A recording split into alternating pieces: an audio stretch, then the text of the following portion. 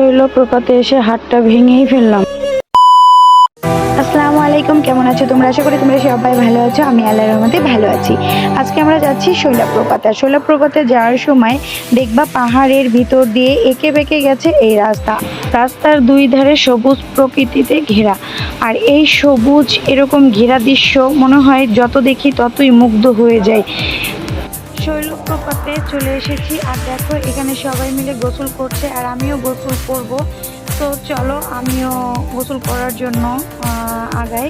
তবে আমার এই ঝর্ণার পানি দেখে খুব ভালো লাগতেছে, সবাই এনজয় করতেছে আর আমিও দেখো প্রস্তুত হয়ে গেছি। আর সারা রাত জার্নি করে অবস্থা খুব খারাপ, চেহারার অবস্থা দেখতেই পাচ্ছ।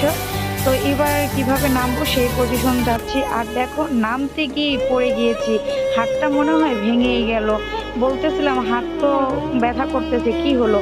তো যাই হোক, এখন দেখছি হাতটা পুরো নীল হয়ে আছে, প্রচণ্ড ব্যথা। তাই আর কি করার, এটা নিয়ে এনজয় করতে হবে। তো এনজয় করতেছিলাম আমি আর একটা আপু।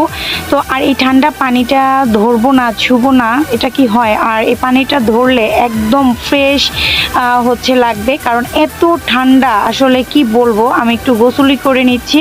তো গোসল করে এবার এখান থেকে চলে যাচ্ছি। তবে শৈলপ্রপাত প্রচুর পিচ্ছিল এবং প্রচুর শীতলা, সবাই সাবধানে যাবা, এটা তোমাদের কাছে আমার রিকোয়েস্ট। আল্লাহ হাফেজ।